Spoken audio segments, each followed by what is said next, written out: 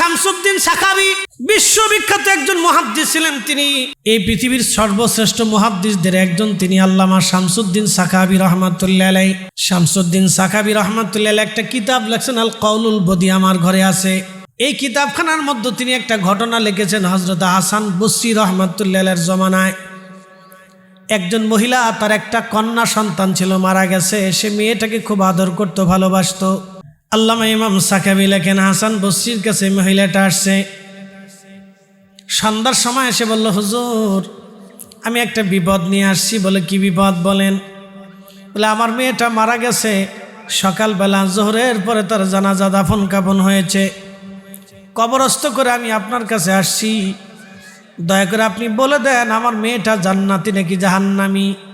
আমি জানতে চাই মেয়েটা জান্নাতি নাকি জাহান্নামী, দয়া করে বলে দেন। হাসান বসরি বলতেছে, মারে তোমার মেয়েটা জান্নাতি জাহান্নামী আমি কি করে বলবো রে মা? বলতেছে, হুজুর আমার মেয়েটাকে আমি বড্ড ভালোবাসি, আদর করি। আপনি দয়া করে বলে দেন কি করে আমি জানতে পারবো আমার মেয়েটাকে আমি জান্নাতি নাকি জাহান্নামী দেখব। হাসান বসরি বললেন, মা তাহলে তুমি বাড়ি চলে যাও। বাড়ি যাওয়ার পরে তুমি এশার নামাজ পড়বা। এশার নামাজ পড়ে 4 রাকাত অতিরিক্ত নফল নামাজ পড়বা। সূরা ফাতিহার সাথে প্রত্যেক রাকাতে সূরা তাকাসুর পড়বা।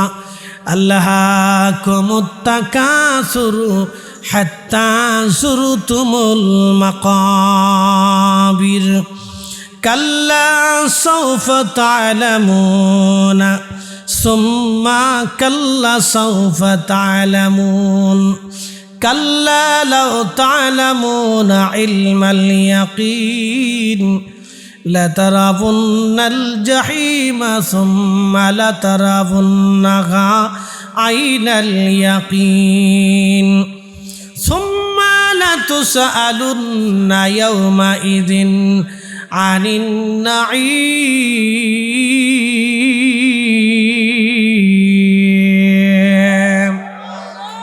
এই সূরার অর্থ হলো আলহাকুমুত তাকাসুর, মানুষ সম্পদের পিছনে দৌড়ায়।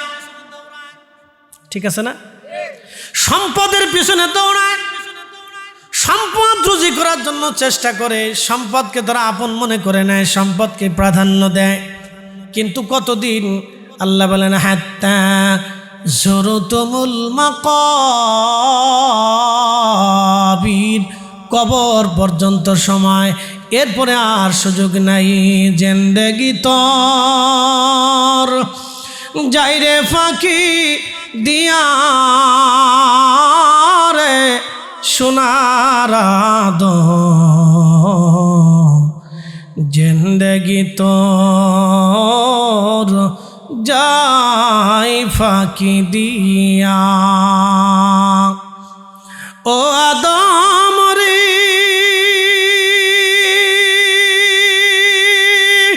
পাক ধরিয়া গেছে দাড়ি, দন্ত মাসে গোটা চারি,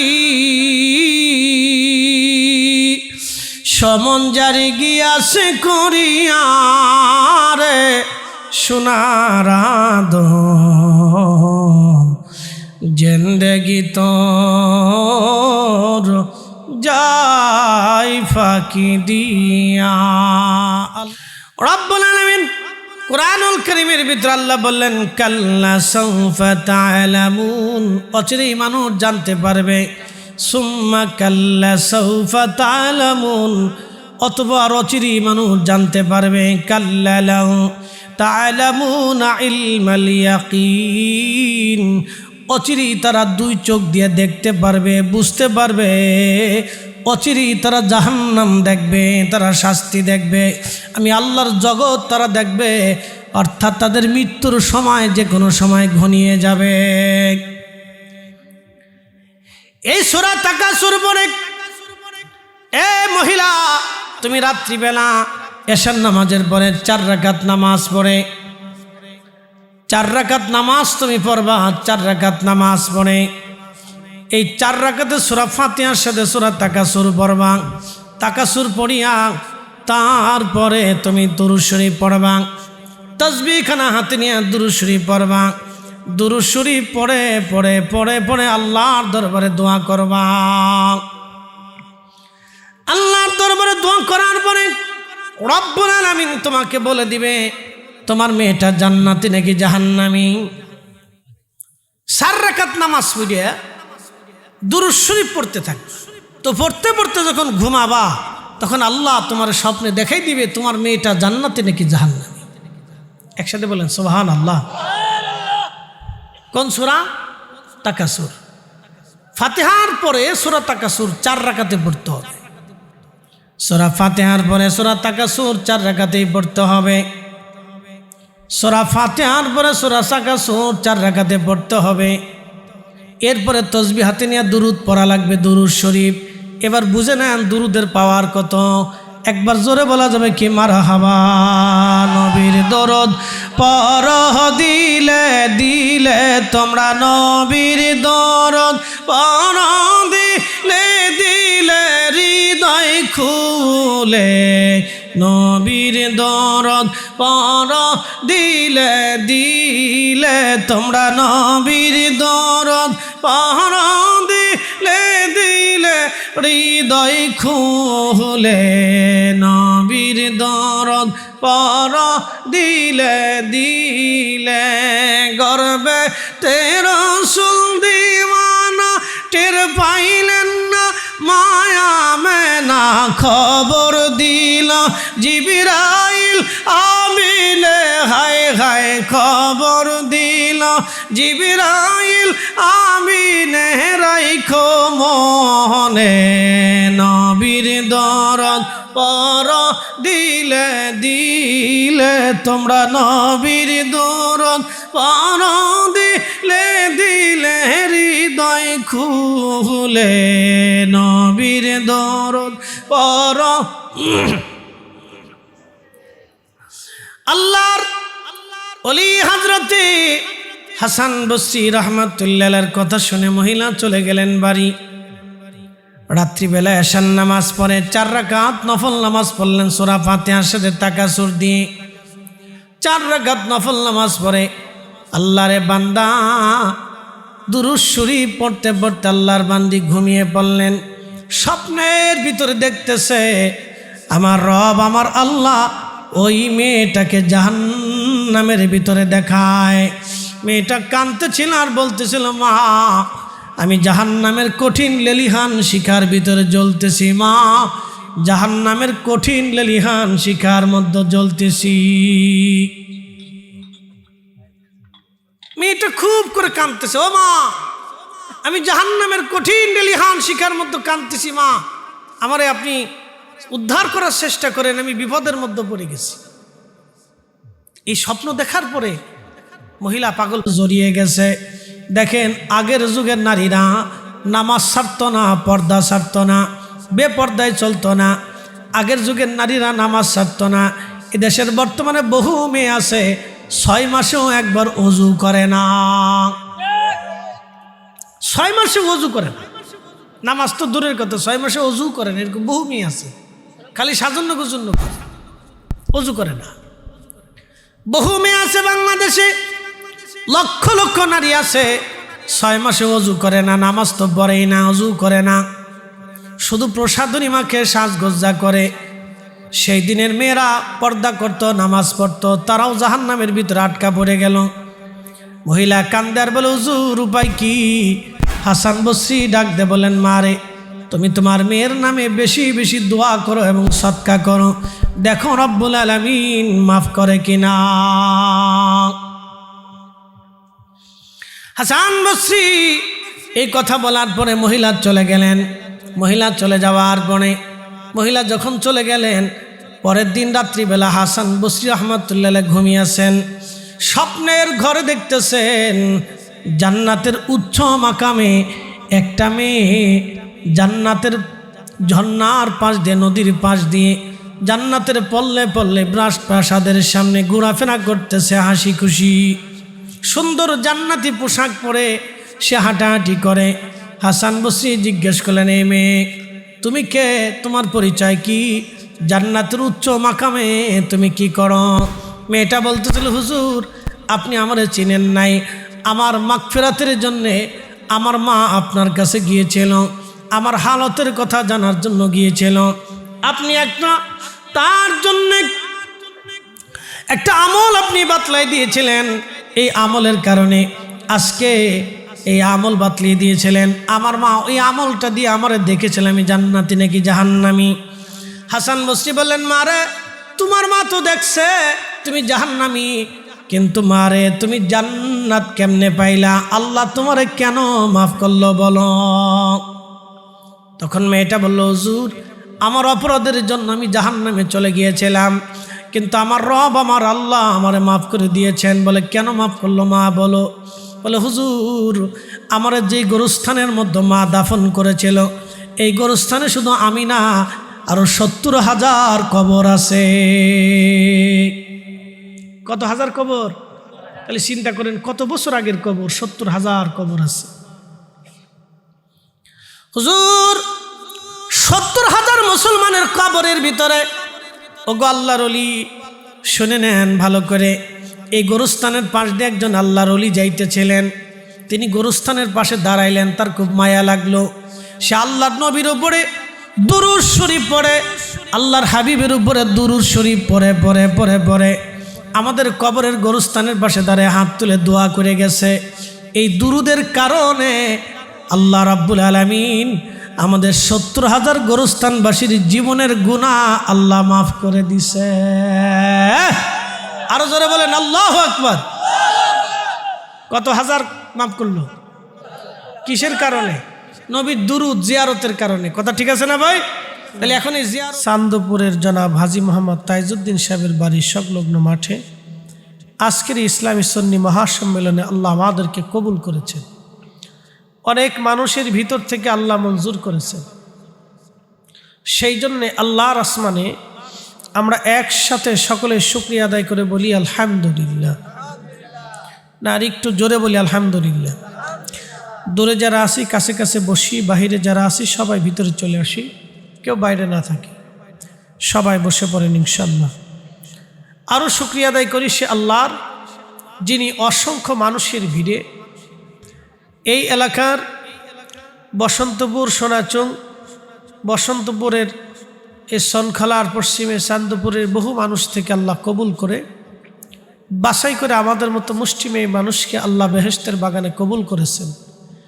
সেই জন্যে আল্লাহর আসমানে আমরা একসাথে শুকরিয়া আদায় করে বলি আলহামদুলিল্লাহ। হয় না? আর একটু জোরে বলেন আলহামদুলিল্লাহ। আপনার কি বেজার হইছেন নি? আমার টাইম হাজী সাহেব যখন দাওয়াত দিছে তখন বলছিলাম, বাবাজি বাদাসা ছাড়া সুযোগ নাই, বাদাসা হলে নেন, নাহলে দাওয়াত দিয়ে না। কারণ উনি বুড়া মানুষ, মুরব্বী মানুষ, বলছিলাম পোস্টারে লিখে দেবেন বয়ান বাদাসা, তাহলে মানুষ বুঝবে যে হুজুর বাদাসা বসবে। তো যাই হোক, যা হয়েছে হয়েছে। এখন আমার যেহেতু অন্য কোথাও প্রোগ্রাম আছে, তাহলে এখন তার দেরি করে বসার সুযোগ নেই। রাস্তায় জাম ছিল, প্রচুর জাম। এই আপনার সোনারঘাটের আগে প্রায় 5-7 কিলো জাম। তো এই জামে পড়ে দেরি হয়েছে, তা বেশি দেরি না, 15 মিনিট দেরি হয়েছে। তো যাই হোক, আল্লাহ আমাদেরকে কবুল করছেন। সেই জন্য আল্লাহর আসমানে আমরা একসাথে শুকরিয়া আদায় করে বলি আলহামদুলিল্লাহ। জোরে বলি তো আল্লাহু আকবার। প্রিয় উপস্থিতি, এই মাহফিলগুলি কেন হবে, কেন বসবো আমরা? সারা পৃথিবীতে কোটি কোটি মানুষ, বর্তমান সারা পৃথিবীতে 800 কোটি মানুষ। এই 800 কোটি মানুষের ভিতরে মাত্র 200 কোটি মানুষ মুসলমান। কত কোটি? 200 কোটি। বাদ বাকি যত মানুষ আছে সব মানুষ অমুসলিম, আল্লাহকে আল্লাহ বলে তারা স্বীকার করে না। কিন্তু আমাদের মতো মুষ্টিমেয় মানুষকে আল্লাহ মুসলিম হিসেবে কবুল করছেন। মুসলমানের দাম কত এটা আমাদেরকে বুঝতে হবে। আল্লাহ কোরআনে বললেন, কুনতুম খায়রা উম্মাতিন উখরিজাত লিন্নাস। একটু বাচ্চাদেরকে তারাই দেন তো।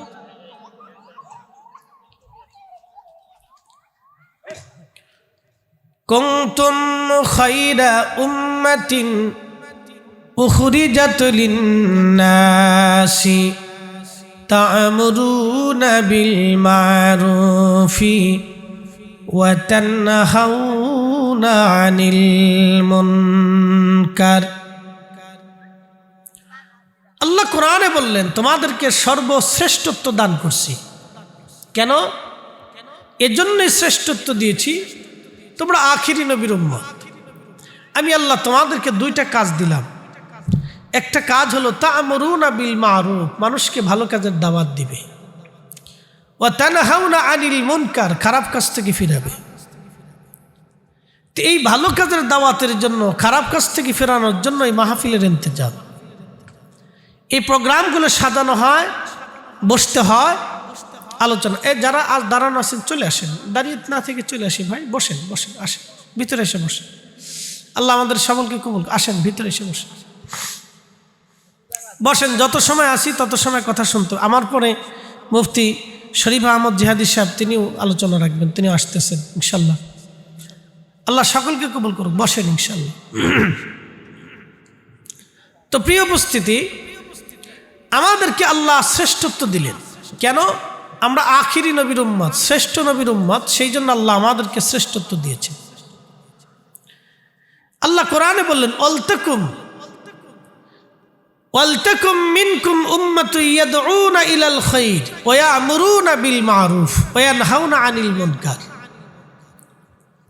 রব্বুল আলামিন বললেন, হে আমার বান্দারা, পৃথিবীতে এক জামাত উম্মত টিকে থাকবে যারা কিয়ামত পর্যন্ত মানুষদেরকে আল্লাহর দিকে ডাকতে থাকবে। ওয়ালতাকুম মিনকুম উম্মাতুন ইয়াদউনা ইলাল খায়র ওয়া ইয়া'মুরুনা বিল মা'রুফি ওয়া ইয়ানহাউনা আনিল মুনকার। রব্বুল আলামিন কুরআনুল কারীমের ভিতরে আমার রব, আমার আল্লাহ বললেন, হে আমার বান্দারা, কিয়ামত পর্যন্ত এক জামাত উম্মত কিয়ামত পর্যন্ত টিকে থাকবে। এক জামাত উম্মত কিয়ামত পর্যন্ত টিকে থাকবে যারা মানুষদেরকে ভালো কাজের দাওয়াত দিবে, খারাপ কাজ থেকে মানুষদেরকে তারা ফিরাইয়া রাখবে। প্রিয় উপস্থিতি, খুব মনোযোগ দিবেন। কিয়ামত পর্যন্ত এই মানুষ গোষ্ঠী মানুষদেরকে আল্লাহর দিকে ডাকবে। তারা কারা? আমরা যারা আল্লাহর দিকে ডাকি, আমাদের ডাক আর খাজা মাইনুদ্দিন চিশতির ডাক একরকম না। মনে রাখবেন, খাজা বাবা আজমিরি আলোচনা করলেন, ওয়াজ করলেন, ওই জমানাতে মাইক ছিল না, প্যান্ডেল হতো না, বিরাট বড় জনসমুদ্র হতো না। তিনি অল্প অল্প মানুষের মধ্যে কি দাওয়াত দিলেন, 90 লক্ষ মানুষ ওনার হাতে কালেমা পড়ে মুসলমান হয়ে গেল। একবার জোরে বলা যাবে কি সুবহানাল্লাহ? শুধু মুসলমান না, সাচ্চা মুসলমান। শুধু মুসলমান না, সাচ্চা মুসলমান হয়ে গেল। হযরত শাহজালাল ইয়ামানি মুজাররদি রাহমাতুল্লাহ আলাইহি তিনি কি দাওয়াত দিলেন, একা একা 360 জন আউলিয়া নিয়ে।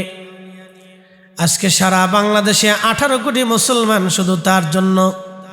কথা ঠিক আছে না?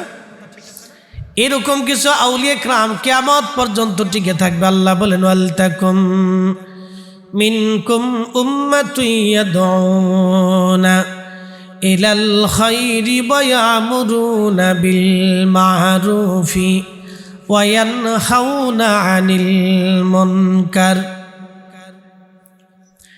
এই জামাত মানুষগুলি মানুষদেরকে আল্লাহর দিকে ডাকবে এবং খারাপ কাজ থেকে ফিরায় রাখবে। প্রিয় মুসলমান, খুব মনোযোগ দিবেন। যে জমিন আপনারা দেখেন, এই জমিন একসময় জিনেরা আবাদ করত। পৃথিবীর কোটি কোটি জিন একসময় পৃথিবীতে আবাদ করত।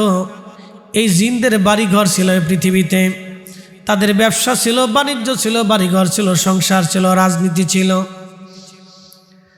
বাদশাহী ছিল।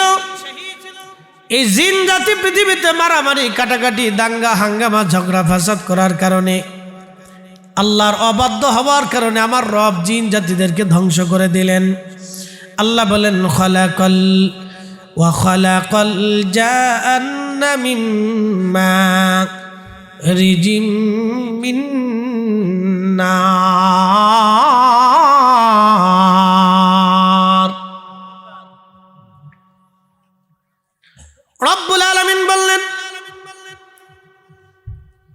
আমি জিন জাতিকে সৃষ্টি করেছি আগুনের শিখা থেকে। আপনারা যখন আগুন জ্বালাবেন দেখবেন হলুদ কোয়ালিটির একটা সবুজ আগুন আগে জ্বলে, হলুদের পরে সবুজ সবুজ দেখা যায়, এই সবুজের পরে দেখবেন ধোঁয়া দেখা যায়।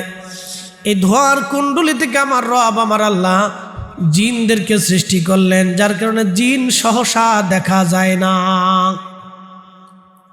এই জন্য জিন সহসা পৃথিবীতে আপনি দেখবেন না, কিন্তু তার আকৃতি ধরতে পারে। কেন জিন সৃষ্টি করলেন আর মানুষ কেন সৃষ্টি করলেন? আল্লাহ বলেন, ওয়ামা খালাকুতুল জিন্না ওয়াল ইনসা ইল্লা লিয়াবুদুন। আমি মানুষ এবং জিন সৃষ্টি করেছি আমার গোলামি করার জন্যে, আমার ইবাদত করার জন্যে, আমি আল্লাহর আনুগত্য করার জন্যে। এই মানুষ এবং জিনকে আল্লাহ সৃষ্টি করলেন আল্লাহর ইবাদত করার জন্য। আমাদের যেমন শরীয়ত আছে, জিনদের এরকম শরীয়ত আছে। আমাদের যেমন নামাজ আছে, জিনদের এরকম নামাজ আছে। আমাদের যেমন কোরআনের তেলাওয়াত আছে, জিনদের এরকম কোরআনের তেলাওয়াত আছে। আমাদের যেমন জিকির আছে, জিনদের এরকম জিকির আছে। রব্বুল আলামিন আমাদেরকে এইভাবে আমার রব আমার আল্লাহ জিন এবং মানব জাতিকে আল্লাহ শিক্ষা দিয়েছেন। দুইটা জাতি আল্লাহ পৃথিবীতে প্রেরণ করেছেন শুধুমাত্র আল্লাহর ইবাদতের জন্য, ভিন্ন কোনো কারণ নেই। শুধু আল্লাহর গোলামি করার জন্য আল্লাহ দুইটা জাতি পৃথিবীতে পাঠিয়েছেন। প্রিয় উপস্থিতি, খুব মনোযোগ দেবেন।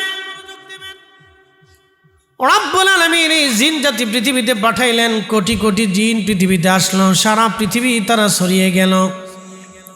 সারা পৃথিবী ভরে জিন জাতি সারা দুনিয়াতে তারা আল্লাহর অবাধ্য হলো, আল্লাহর সাথে দুশ্মনী তারা শুরু করলো। একটা পর্যায়ে এত পরিমাণে দুশ্মনী আল্লাহর সাথে তারা শুরু করলো, সারা পৃথিবীতে জিন জাতির মধ্যে আল্লাহকে আল্লাহ ডাকার মতো আর কোনো জিন অবশিষ্ট রইল না। আল্লাহকে আল্লাহ ডাকবে এমন কোনো জিন নেই। তখন রব্বুল আলামিন ফেরেশতা জিব্রাইলকে হুকুম দিলেন, জিব্রাইল জিন জাতি ধ্বংস করো। দেখেন আমেরিকাতে আগুন লাগছে, আজকে 1 সপ্তাহ হলো তারা আগুন নিভাইতে পারে না। আচ্ছা বলেন, তা আগুন জ্বালাইছে কে? আল্লাহ জ্বালাইছে না? তো আমেরিকার মতো একটা বড় সুপ্রিম পাওয়ার বিমান থেকে কত ওষুধ ফেলাচ্ছে, কত পানি ফেলাচ্ছে, কত চেষ্টা তারা করতেছে, কিন্তু আগুন নিয়ন্ত্রণ রাখতে পারতেছে না। সারা পৃথিবীতে জিনের আল্লাহর অবাধ্য হবে।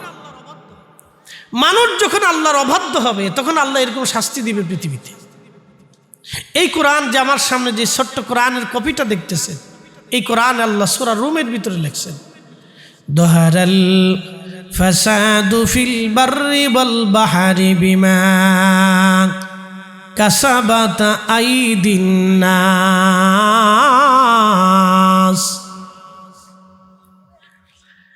রব্বুল আলামিন কোরআনে বললেন, আমি তোমাদের জন্য বিপদগুলি চাপাই দেই না, বরং ঝড় তুফান অনাবৃষ্টি অতিবৃষ্টি বন্যা সাইক্লোন এইগুলি আমি আল্লাহ দেই না। কিন্তু কেন দেই? এইগুলি তোমাদের 2 হাতের রুজি, সেই জন্য আমি আল্লাহ দিয়ে দেই। কেন দেই? এটা তোমাদের 2 হাতের রুজি, সেই জন্য আমি আল্লাহ দেই। তোমরা এগুলি কামাই করো, রুজি করো, সেই জন্য আমি আল্লাহ দিয়ে রাখি। 2 হাতের রুজি কামাই, এই কামাই রুজিগুলি আমি আল্লাহ, তোমরা করো, অন্যায় করো, অপরাধ করো, সেই জন্য আমি আল্লাহ তোমাদের উপরে বিপদগুলি চাপায় দেই, মুসিবত চাপায় দেই। কেন মুসিবত চাপাই তোমাদেরকে? তোমরা অপরাধ করো, গুনাহ করো, জেনা করো, অন্যায় করো, মারামারি করো, দাঙ্গা হাঙ্গামা করো, ফাসাদ করো, ঝগড়া করো, সেই জন্য আমি রব্বুল আলামিন তোমাদের উপরে এই বিপদগুলি আমি আল্লাহ চাপাই।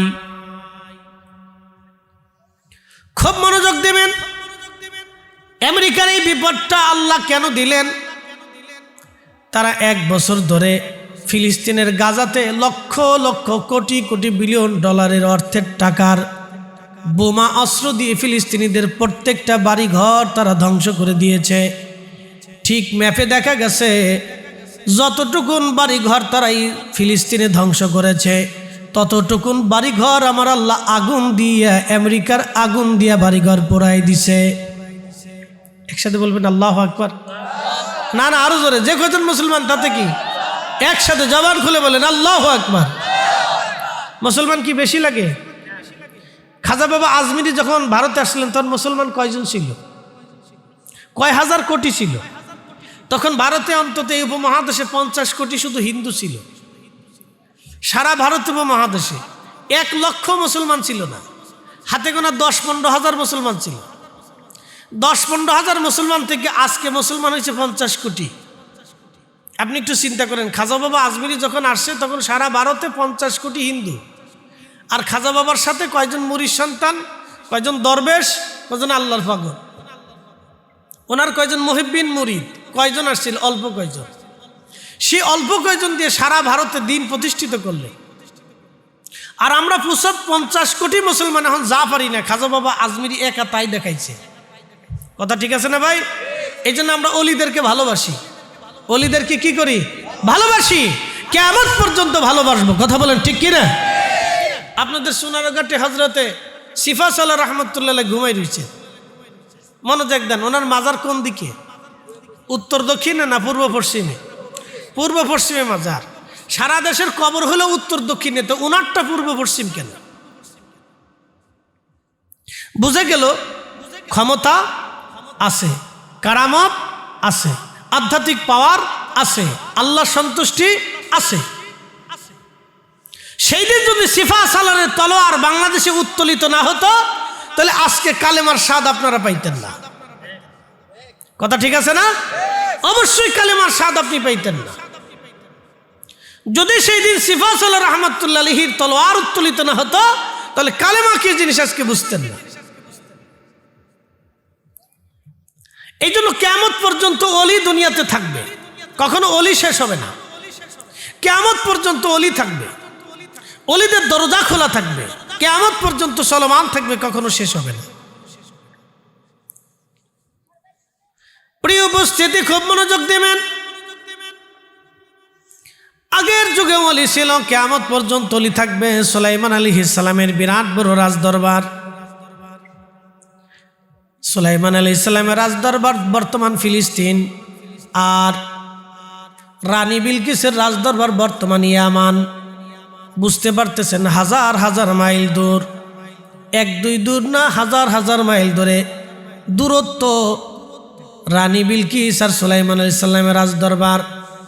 ওই সময় রানী বিলকিস সূর্যের পূজা করত, আগুনের পূজা করত, তারা আগুনরে সেজদা দিত।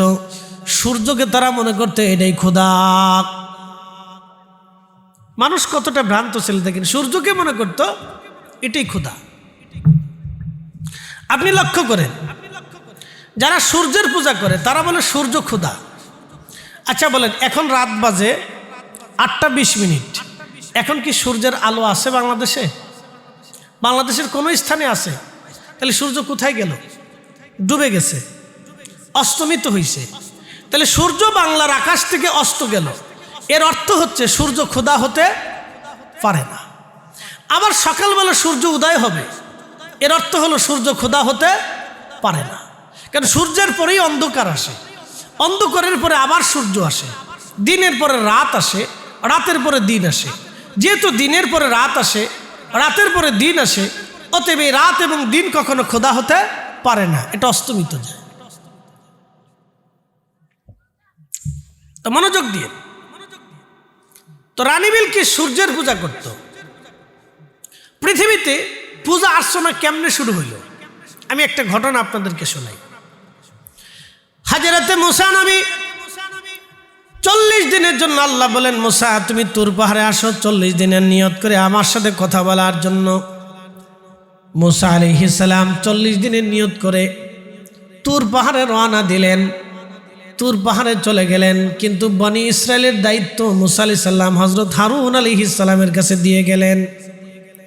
ও হারুন, তুমি আমার বনি ইসরায়েলকে দেখে শুনে রাখবে যেন তারা পাপ না করে, অন্যায় না করে। হযরতে মূসা কালিমুল্লাহ। এই কথা বলে তিনি তুর পাহাড়ে চলে গেলেন আল্লাহর সাথে কালাম করার জন্য, দিদার করার জন্যে। মূসা কালিমুল্লাহ যখন চলে গেলেন, তখন এই বনী ইসরায়েলের ভিতরে একজন জাদুকর ছিল। জাদুকরের নাম ছিল সামিরি। খুব মনোযোগ দেন, সামিরি জাদুকর। পৃথিবীতে এখনো জাদু আছে, দেখবেন এখনো সাধু সন্ন্যাসীরা জাদু টনা করে, তন্ত্র মন্ত্র তারা সাধন করে। আর মনোযোগ দিয়ে দিবেন, শুনবেন, তন্ত্র মন্ত্র দিয়ে জিন হাসিল করা যায়, শয়তানকে খুশি করা যায়, কিন্তু আমার আল্লাহ খুশি করা যায় না, আল্লাহ রাজি করা যায় না। সামিরি জাদুকর সে কি করল? স্বর্ণ দিয়ে একটা গোবৎস বানাইলো, গোবাসুর বানাইলো। গোবাসুর, দেখেন গরুর পূজা কখন থেকে শুরু হলো। গোবাসুর বানাইয়া এই গোবাসুরের ভিতরে সে কিছু মাটি ঢুকাই দিল। কিসের মাটি?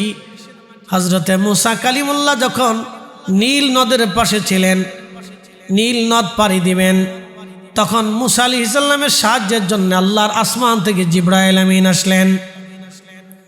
জিবরাইল আমিন এসে আসমান থেকে জিবরাইল যখন ঘোড়ার পিঠে করে জিবরাইল নামলেন, যেই সময় নীল নদ রাস্তা হয়ে গেল, নীল নদের ভিতরে দিয়ে মূসা কালিমুল্লাহ নীল নদের ভিতরে দিয়ে নামবেন, রাস্তা হয়ে গেল। রাস্তা হয়ে যাওয়ার পরে মূসা আলাইহিস সালামকে সাহায্য করার জন্য জিবরাইল আসলেন। সামিরি দেখছে আসমান থেকে জিবরাইল নামলো, যে ঘোড়ার পিঠে চড়ে জিবরাইল নেমেছিল, ওই ঘোড়ার পা যেখানে বসেছিল সামিরি ওই পায়ের ওইখান থেকে মাটি নিয়েছিল। মাটিগুলি সে সংরক্ষণ করে রেখে দিয়েছিল। তারপরে সে কি করলো? ওই যে স্বর্ণ দিয়ে একটা গোবাসুর বানাইয়া, এই গোবাসুরটা বানানোর পরে এই গোবাসুরের ভিতরে সে মাটিগুলি ঢুকাই দিল।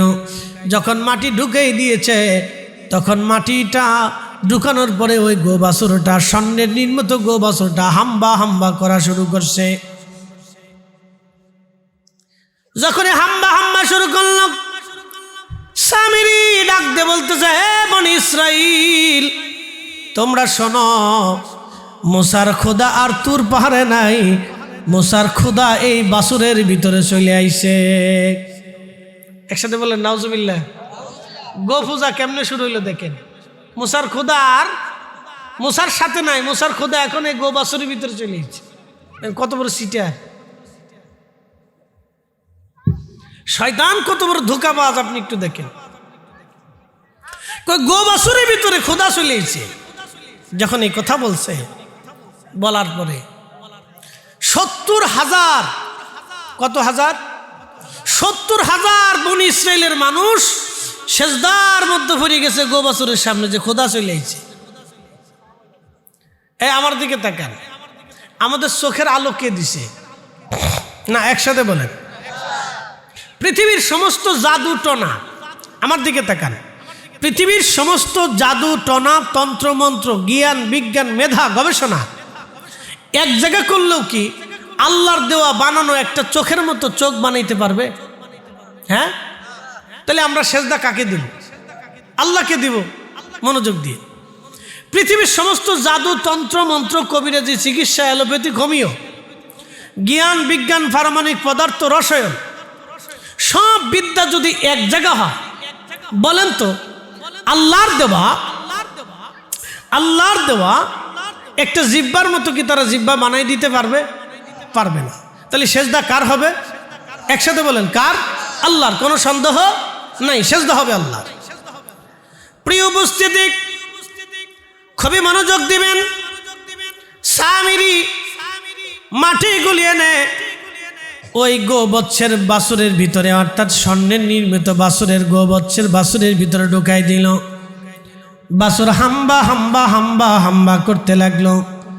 তখন সামিরি ডাক দেখা, শুনছ ও বনী ইসরাইল, বনী ইসরাইল, তোমাদের খোদা এখন মূসার সাথে নাই, খোদা চলে গেছে গোবাসুরের ভিতরে। বনী ইসরাইলের 70,000 মানুষ সেজদার মধ্যে পড়ে গেল ওই গোবাসুরের সামনে। একটা ভ্রান্ত বিশ্বাসের জন্যে 70,000 মানুষ ওই গোবৎসের বাসুরের সামনে সেজদায় পড়ে গেল। দেখেন মানুষ কত ভুল কত বড় ভুল। মানুষ পাথরের সামনে সেজদা দেয়, মানুষ গাছের সামনে সেজদা দেয়, মানুষ মূর্তির সামনে সেজদা দেয়, মানুষ গরুর সামনে সেজদা দেয়, মানুষ মনে করে এটাই খোদা, এটাই আমাদের সব। মানুষ সূর্যের সামনে সেজদা দেয়, মানুষ আগুন জ্বালাই আগুনের সেজদা দেয়। বনি ইসরাইল 70,000 মানুষ যখন আল্লাহর সাথে শিরিক করলো, রব্বুল আলামিন ডাক দিলেন, হে আমার বান্দারা, কাজা রব্বুকা আল্লাহ তা'বুদু ইল্লা ইয়্যাহু ওয়া বিল ওয়ালিদাইনি ইহসানা।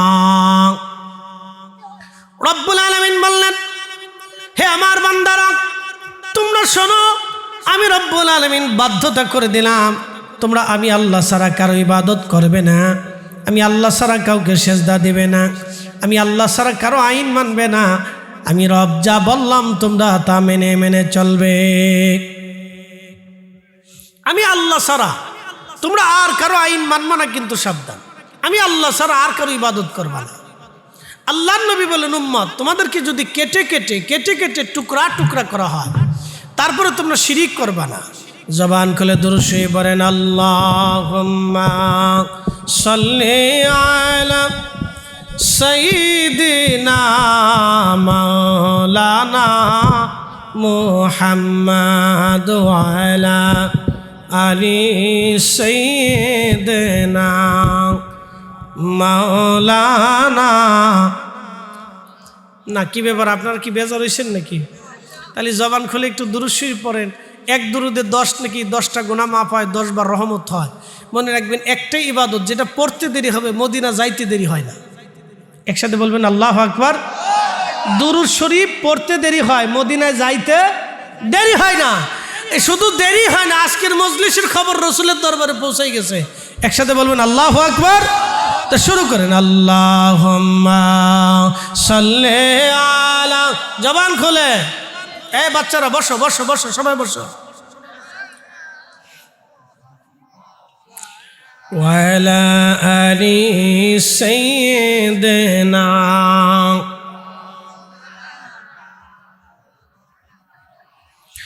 নবীর ইশকে যার দিল ভাই,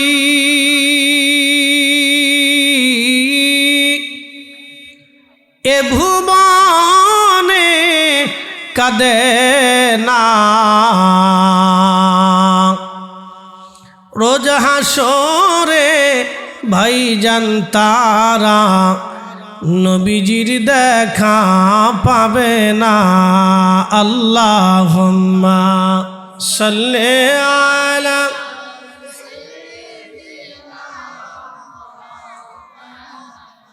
মাশাআল্লাহ। ওয়া আলা আলি সাইয়্যিদিনা।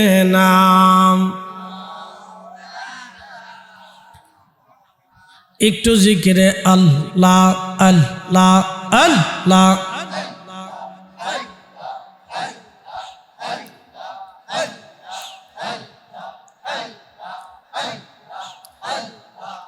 আখেরাতে পার হবে তুই পলসি রাতের পুবল।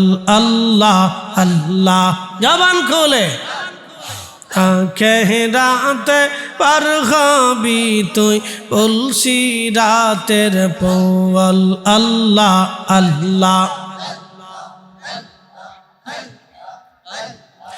আল্লাহ যেই দিন কাজী হবে, এই জাররা জাররা হিসাব নিবে।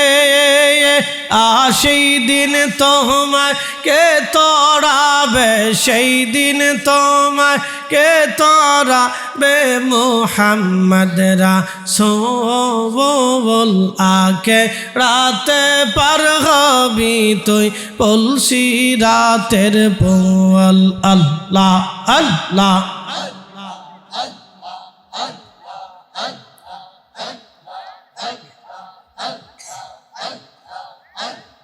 লা ইলাহা ইল্লাল্লাহু লা ইলাহা ইল্লাল্লাহ মুহাম্মদ রাসূল আখিরাত পার হবি তুই পুলসিরাতের পোল আল্লাহ আল্লাহ আখিরাত পার হবি তুই পুলসিরাতের পোল আল্লাহ আল্লাহ লা ইলাহা ইল্লাল্লাহু লা ইলাহা ইল্লাল্লাহু মুহাম্মদ রাসূল আখিরাত পার হবি তুই পুলসিরাতের পোল আল্লাহ আল্লাহ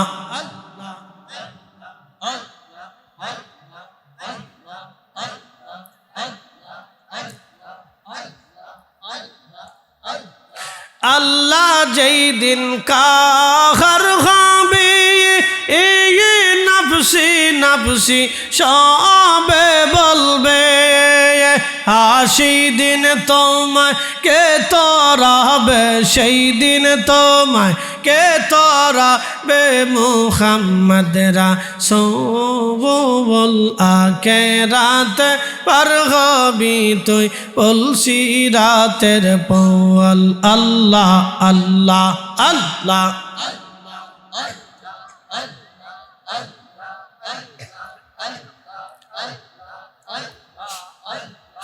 আল্লাহ যেই দিন কাজী হবে এই জর্রা জর্রা হিসাব নিবে সেই দিন তোমায় কে তরাবে সেই দিন তোমায় কে তরাবে মুহাম্মদ রাসূল আখিরাত পার হবি তুই পুলসিরাতের পোল আল্লাহ আল্লাহ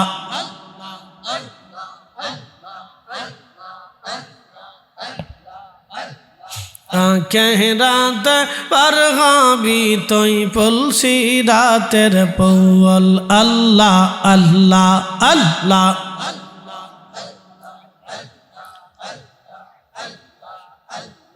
লা ইলাহা ইল্লাল্লাহু মুহাম্মাদুর রাসূলুল্লাহ সাল্লাল্লাহু আলাইহি ওয়াসাল্লাম।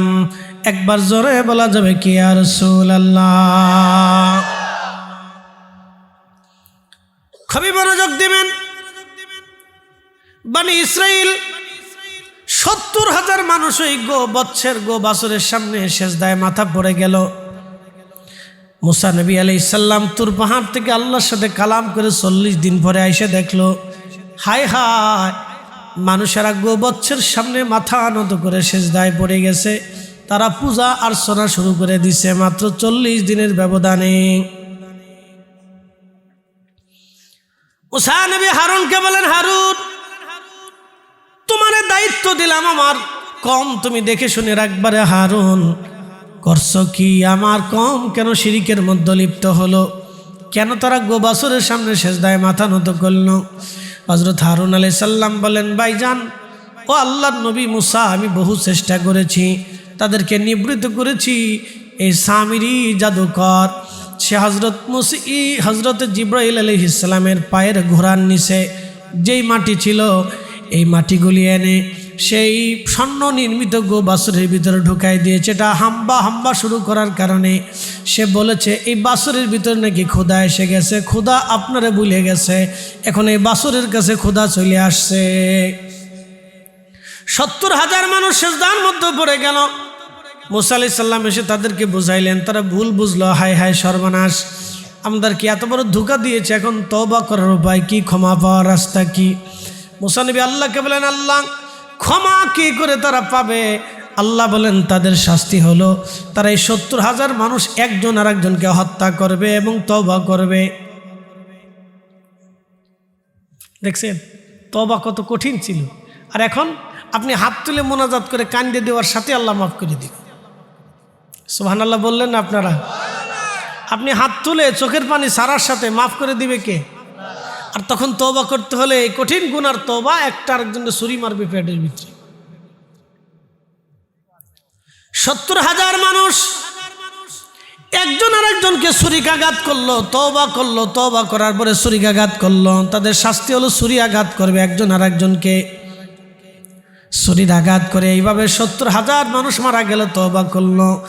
আল্লাহ তাদের তওবা কবুল করলেন, তারা মারা গেলেন, তারা জান্নাতে চলে গেলেন, আল্লাহ তাদেরকে মাফ করে দিল। কিন্তু এই উম্মতের ব্যাপারে আল্লাহ কি বললেন? এই কোরআনে রব্বুল আলামিন বললেন, কুল ইয়া ইবাদিয়াল্লাযীনা আসরাফু আলা আনফুসিহিম লা তাকনাতু মির রাহমাতিল্লাহ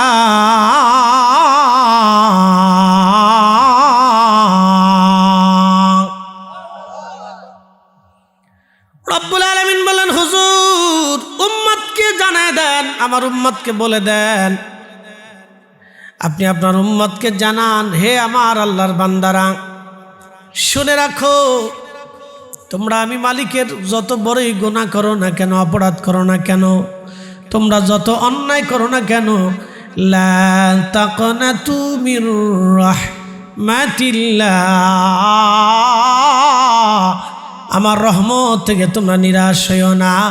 একবার জোরে বলা যাবে কি মারহাবা। তওবা করো না রে মন, তওবা করো না,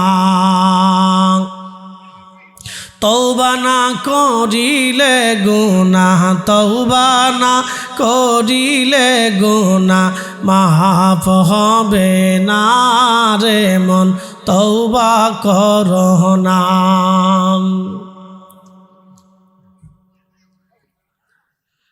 নসুহা তওবা করিল, জঙ্গলেতে চলে গেল, আল্লাহর পিয়ারা হইল, আল্লাহর পিয়ারা হইল, ভেবে দেখো না রে মন, তওবা করো না রে মন, তওবা করো না।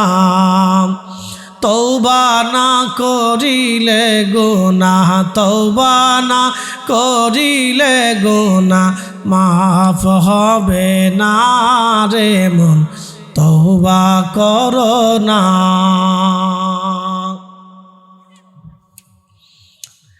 আল্লাহ ডাক দিলেন হাবিব উম্মতকে, বলেন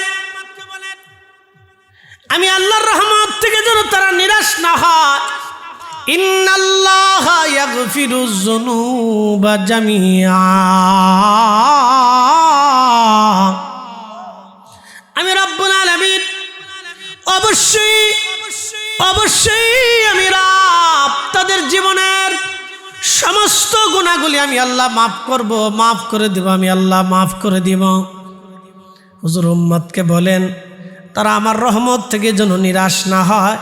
আমি রব্বুল আলামিন আমার বান্দার জীবনের গুনাহ মাফ করে দিব, যদি তারা মাফ চায় মাফ করে দিব। এই জন্য আমাদের সমাজ থেকে যারা দোয়া বন্ধ করে দিতে চায়, বুঝবেন মূলত ওরা ইসলামের পক্ষে না বলিয়া শয়তানের দালালি করে। কি কথা কন না কেন, জোরে বলেন। আমার দিকে তাকান, তাদের কি দোয়া বন্ধ করার দরকার ছিল না সুদ বন্ধ করার দরকার ছিল?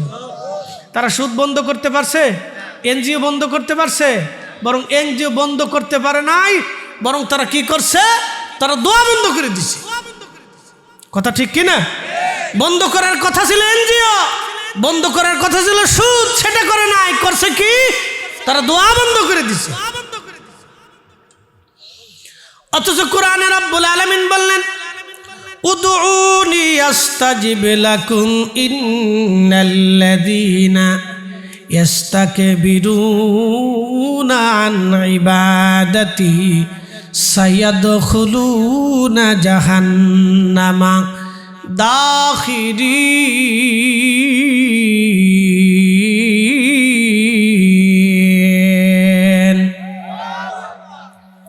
রব্বুল আলামিন বললেন, হে বান্দা তুমি আমার কাছে চাও, আমি আল্লাহ তোমাকে দেব। তুমি আমার কাছে চাও, আমি আল্লাহ তোমাকে দেব। যদি না চাও, যদি দোয়া না করো, যদি কাকুতি মিনতি তুমি না করো, এই দোয়া নামক ইবাদত থেকে যদি নিজেকে গোটাও, নবীজি বলেন দুআ হুয়াল ইবাদা। এই আয়াতের তফসিরে তিরমিজি শরীফের তাফসীর কিতাবুত তাফসীরের ভিতরে এবং আবু দাউদের আবাবুদ দাওয়ার ভিতরে এসেছে, আল্লাহ রাসূল বলেন দুআ হুয়াল ইবাদা, দোয়া হলো ইবাদতের অংশ। আমাদের দেশে যারা দোয়া বন্ধ করলো ওরা বলে দোয়া নামাজের অংশ না, না করলেও চলে, কিন্তু আল্লাহর নবী বললেন দোয়া হলো ইবাদতের অংশ। অতএব ইবাদতের অংশ যেহেতু সারা যাবে, একসাথে বলেন সারা যাবে, যারা সারবে তারা মূলত বেদাতি। কথা ঠিক আছে না ভাই? ওরা কয় কি, ওরা বলে যে দোয়া নামাজের অংশ না, আপনি নামাজের অংশ না যেহেতু অতএব এটা ছেড়ে দিলেও চলে, না করলেও চলে। চিন্তা করেন কত বড় দুষ্ট। দেখেন শয়তানের যুক্তি সুন্দর কিন্তু গলদ আছে। তারা বলে দোয়া নামাজের অংশ না, এটা না করলেও চলে, কিন্তু আল্লাহ রাসূল বলেন দোয়া ইবাদতের অংশ, তোমরা ছাইরো না।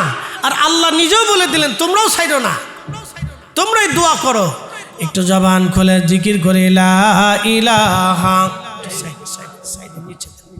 দেখা যায়, হ্যাঁ ঠিক আছে, ও লা ইলাহা ইল্লাল্লাহ, লা ইলাহা ইল্লাল্লাহ, হাসবি রাব্বি জাল্লাল্লাহ, মা ফি কলবি গায়রুল্লাহ, নূর মুহাম্মদ সাল্লাল্লাহ, বলি নূর মুহাম্মদ, পড়ি লা ইলাহা ইল্লাল্লাহ, লা ইলাহা,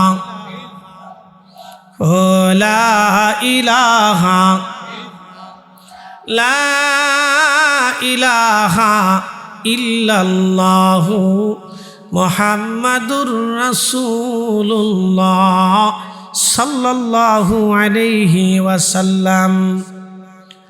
যারা বলে দোয়া নামাজের অংশ না, আল্লাহর নবী বললেন দোয়া ইবাদতের অংশ।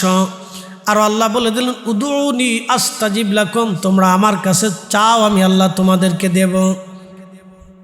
দেখেন আপনি যদি মার কাছে সকালে 10 টাকা চান, মা দেবে, দুপুরে চাইলেও দেবে, রাতে চাইলে হয়তো দেবে, তারপরের দিন চাইলে হয়তো দেবে, তারপরের দিন চাইলেও হয়তো দেবে, কিন্তু চতুর্থ দিন মা আর দেবে না, ধমক দেবে। কথা ঠিক আছে না?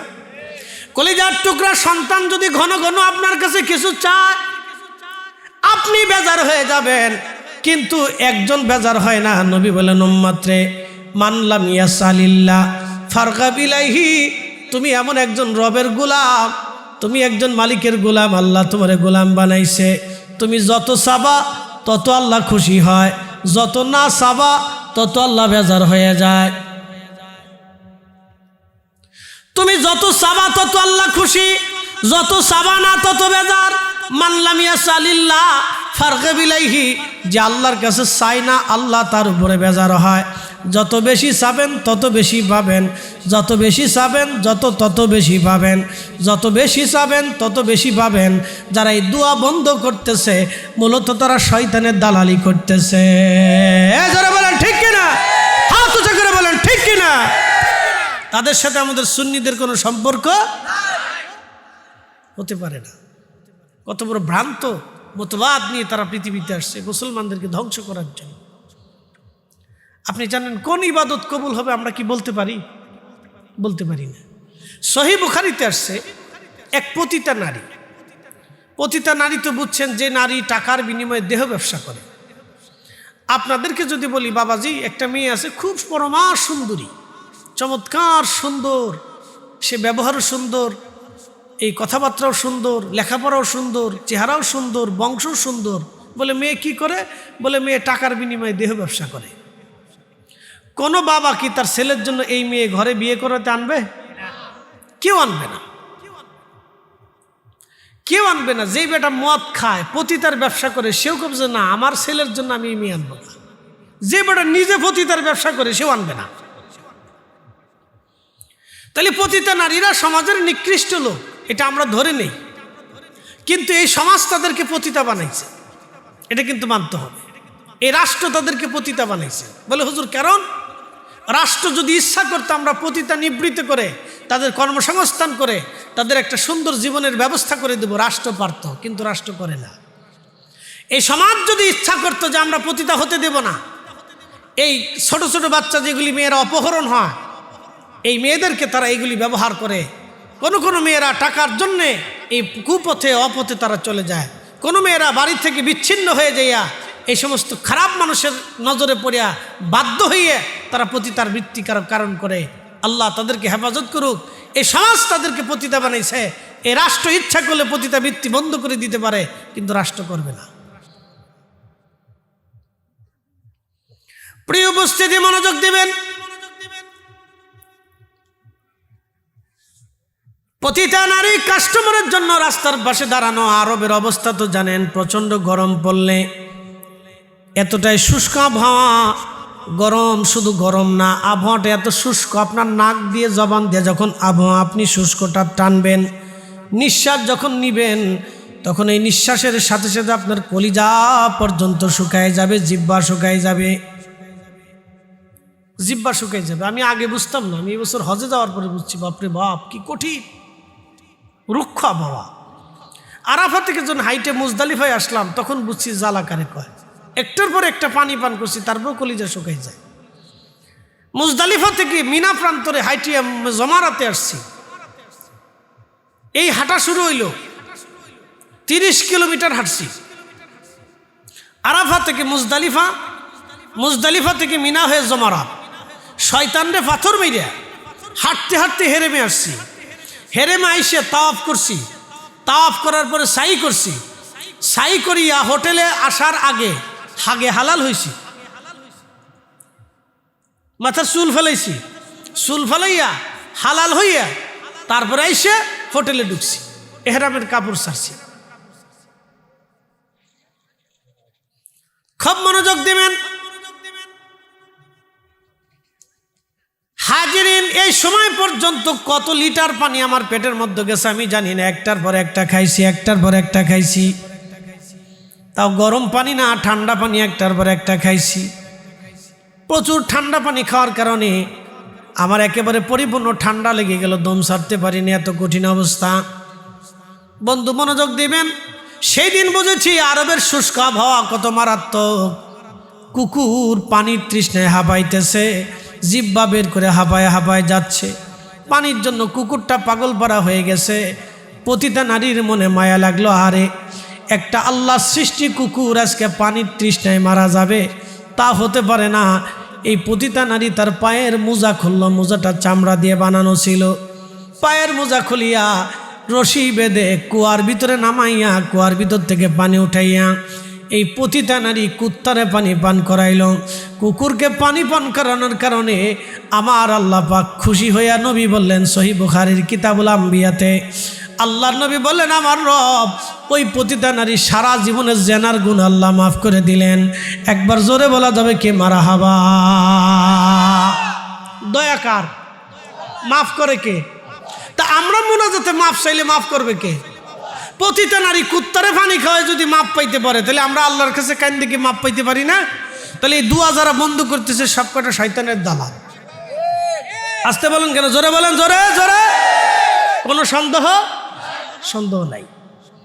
আচ্ছা, আপনাদেরকে আর একটা যুক্তি দিই। মিলাদ পড়ানোর পরে তারপরে খাওয়ান কিনা? খাওয়ান না, কিছু মেহমানদেরই তো হয়। আপনি আপনার বাড়িতে 10 জন মেহমানকে দাওয়াত করছেন, এখন খালি মুখে কি করে বিদায় করবেন বলেন তো? খালি মুখে বিদায় করা যায়? আপনি দাওয়াত করছেন যে ভাইরে আমরা অমুক দিন আমার বাড়িতে দোয়ার ইন্তজাম করছি, মাহফিল হবে। যদিও আমরা মিলাদ নাম, কিন্তু জিকির কার? দুরূদ শরীফ নবীর না? নাম মিলাদ, কিন্তু দুরূদ তো রাসূলের, জিকির তো আল্লাহর, কোরআন তো আল্লাহর কোরআনই তেলাওয়াত করি না, আমরা বাইবেল পড়ি। তা আল্লাহর কোরআন পড়ি না? তা প্রত্যেক হরফে কয় নাকি? 10 নেকি। প্রত্যেক দুরুদে কয় নাকি? 10 নেকি। প্রত্যেক জিকিরে নেকি। প্রত্যেক দোয়ায় নেকি। প্রত্যেক সালামে নেকি। প্রত্যেক নাতে নেকি। আমরা নেকি দেখি, উনরা খালি বেদাত দেখে। বুঝলাম না কিছু। আমরা নেকি পাই, উনরা খালি বেদাত পায়। তার মানে চশমা লাগাইছে কালা, এই জন্য দুনিয়া কালা দেখা যায়। কথা ঠিক আছে না ভাই? চশমা হয়েছে লাল, এই জন্য দুনিয়া লাল দেখা যায়। চশমা যদি এশকে রসুলেরটা লাগাইতো তাহলে এশকে রসুল বোঝা যাইতো। চশমা লাগাইছে আব্দুল ওহাব নজদির, যার কারণে এই দুনিয়াও আব্দুল ওহাব নজদির কত খালি বেদাত মনে হয়। কথা ঠিক কিনা? আল্লাহ আমাদেরকে বুঝার তৌফিক দিক, সকলে বলে না আমিন। বোঝাটা জরুরি ভাই। দুনিয়ার থেকে আমরা চলে যাব না, দুনিয়ার থেকে এখানে 100 বছরের বয়সী কেউ আছে? আমাদের হাজী সাহেবের বয়স কত হবে? তাইজউদ্দিন সাহেবের বিরাট বয়স হবে, উনি সেই অসুস্থ বৃদ্ধতে নিয়ে আমরা দরবারে যে দাওয়াত করে আসছে আমার। যাই হোক, তো উনি বয়স্ক মানুষ, ওনার চাইতে হয়তো বয়স বেশি থাকতে পারে, তো 100 বছরের উপরে না। তার অর্থ হলো আপনাদের এই অঞ্চলে সোনাচুং, বসন্তপুর, সনখলার পশ্চিম পাড়, চান্দপুর, কয় গ্রাম নাম জানি না, সব একসাথে লিখে দিছে, যার কারণে আমি একসাথেই পড়তেছি। সোনাচুং, বসন্তপুর দক্ষিণে, সনখলার পশ্চিমে, চান্দপুর, এই গ্রামের নাম কি? চান্দপুর। তাহলে পাশে হলো সনখলা, তারপর হলো বসন্তপুর, এরপরে সোনাচুং, অসুবিধা নেই। সাইডটি ঠিকানা একবারে এমনভাবে দিছে, আমার যখন সিএনজিতে আনছে আমি কই লয়ে যায়, সার্ফেসটা তো কিছু দেই না, খালি মাঠ। হুজুর ওই যে আলো দেখা যেতেছে, ওই জায়গায় মাহফিল। আমি কিছু ওইসে কাম আজকে জীবনের তোরে আজকে ধরা পড়ছি আমি।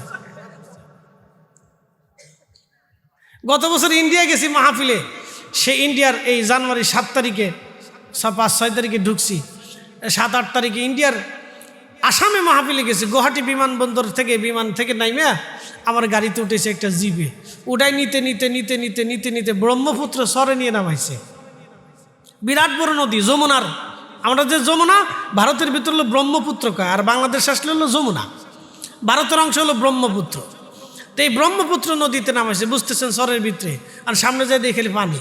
তখন আমার তো ডর লাগছে, কলিজায় ভাল লেগে গেছে, হাই হাই এরা মানে আমার নিয়ে খুন করবে, আমার ভয় এসে গেছে। সর্বনাশ, আমার তো বাংলাদেশের সরে এরকম চুরি ডাকাতি হয়, তো এরা মানে আমার আটকায় সম্ভবত হয়তো কোনো সিস্টেম করবে, অপহরণ করবে, কি বিপদ না। আমি ডরে লাভ দিয়ে গাড়ির ধাক্কা দিয়ে খুলে গাড়ির থেকে নামি আমি বললাম যে আমার কই লয়ে যেতেছেন? সামনে পানি, চারপাশে পানি, খালি চর আর চর, কই নিয়ে আসছেন আপনারা? রাস্তা নাই, ঘাট নাই, কোথায় নিয়ে যাবেন? কয় হুজুর আল্লাহর কসম করে কইলি চরের ভিতরে মাহফিল। আমি বললাম এই কথা আগে বললে তো আমি দাওয়াত নিতাম না। কয় হুজুর বললে দাওয়াত নিবেন না, এর লেগে বলি নেই। আসেন বসে আছেন জি।